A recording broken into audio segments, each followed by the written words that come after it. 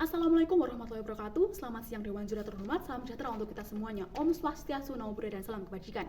Perkenalkan, saya Nadia Pramesti Putri sebagai bicara pertama dari tim oposisi pada perdebatan siang hari ini. Masih diperdebatkan pada siang hari ini adalah Dewan ini percaya bahwa pendidikan yang berfokus pada pengembangan keterampilan dan praktik sosial lebih baik dibandingkan hanya berfokus pada kemampuan kognitif akademik.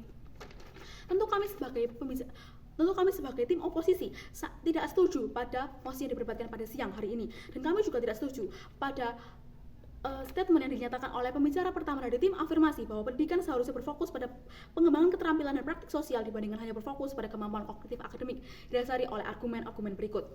Sejatinya, di dunia pekerjaan saat ini, kemampuan kognitif akademik masih menjadi hal utama dalam melakukan pekerjaan, selalu menjadi hal utama. Hal ini dikarenakan pada kenyataannya, pada praktik lapangan sekalipun, teori-teori yang kita dapatkan dari sekolah, dari kuliah pun, seperti observasi penelitian, bagaimana cara pengumpulan data, bagaimana cara menganalisis suatu masalah kesehatan pada pekerjaan kedokteran dan juga farmasi, lalu akuntansi, bagaimana cara kita mengerjakan pekerjaan dengan Microsoft Word, Microsoft Excel, Google Docs dan juga mungkin Microsoft PowerPoint. Itu dibutuhkan dengan pendidikan kognitif akademik yang mumpuni. Kalau misalnya kita tidak bisa menguasai hal-hal penting tersebut, tentu kita akan kesulitan dalam dunia pekerjaan. Dewan Juri yang terhormat, bila porsi dari keterampilan dan praktik sosial itu diperbesar dalam kurikulum pendidikan, tentu saja otomatis kurikulum pendidikan itu akan mengurangi porsi dari pendidikan kognitif akademik.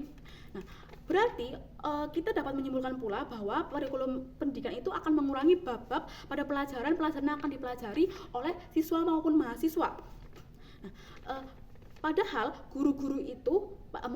ketika siswa itu mendapatkan pelajaran itu selalu berhubungan satu sama lain, bahkan ketika dia naik ke jenjang selanjutnya. Nah, berarti otomatis bab-bab itu akan dikurangi, dan mungkin saja ketika mereka naik ke jenjang selanjutnya, bab-bab yang berhubungan dengan bab yang akan dipelajari di kelas yang akan mereka naik itu, tentu saja itu akan malah membuat mereka kebingungan karena mereka tidak pernah menyinggung atau tidak pernah mempelajari hal itu. Padahal guru-guru selalu menuntut siswa untuk bisa mempelajari bab-bab yang baru dan juga sulit. Siswa akan kesulitan dalam belajar dan juga akan menjadi malas serta tidak ada motivasi dalam belajar, sehingga kemampuan mereka pasti akan menurun. Mereka juga pasti akan kesulitan dalam masuk ke dalam dunia pekerjaan, karena ketika mereka melakukan seleksi pun dalam dunia pekerjaan pasti mereka juga akan kesulitan karena kemampuan mereka itu menurun.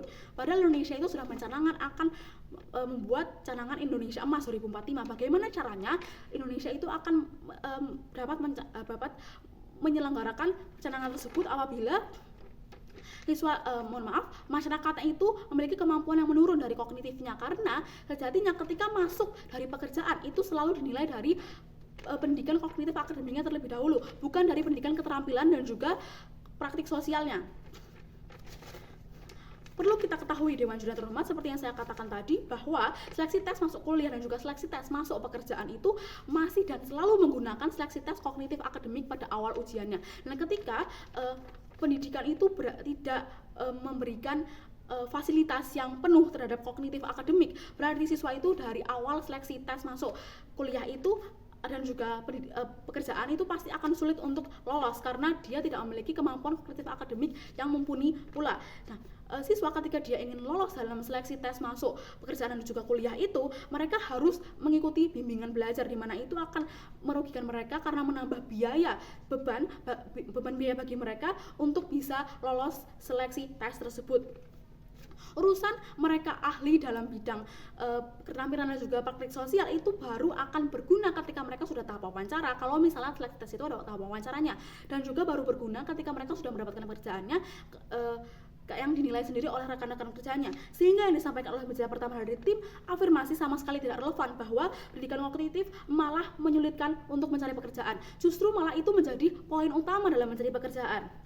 Untuk apa ada memiliki keterampilan dan praktik sosial yang mumpuni itu jika tidak diiringi dengan kemampuan kognitif akademik yang baik? Karena bahwasannya perusahaan atau instansi akan memilih pekerja itu berdasarkan kemampuan kognitif akademik yang baik, tidak seperti baru menilai ketika pekerjaan tersebut sudah masuk dalam pekerjaannya dan akan mempertahankan pekerjaannya tersebut keterampilan dan praktik sosial. Tapi tidak lupa pendidikan kognitif akademik tetap akan menjadi alasan pekerjaan tersebut akan dipertahankan, karena berarti mereka itu bisa menyelesaikan pekerjaan mereka dengan baik dan sesuai dengan kapasitas mereka.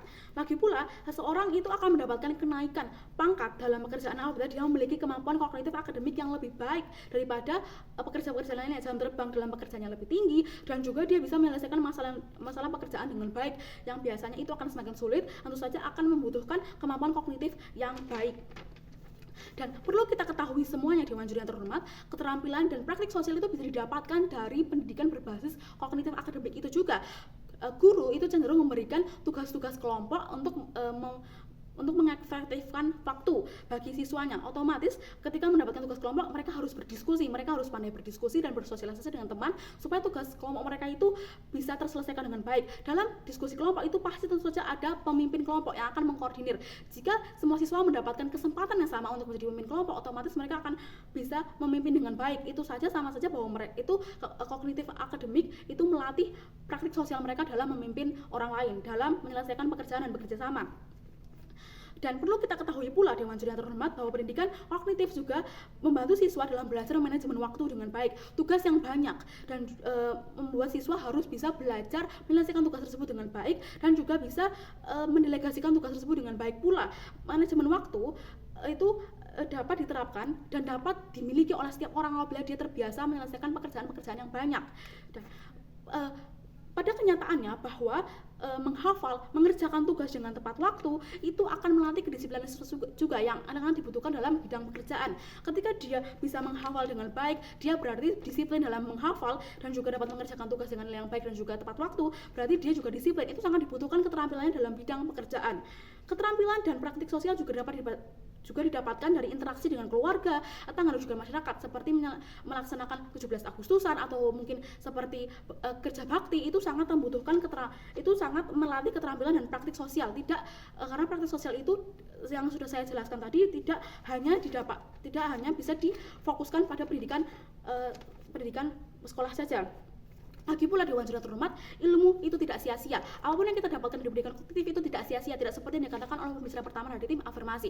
Sehingga saya kembali menyatakan bahwa saya bangga sebagai tim oposisi. Terima kasih.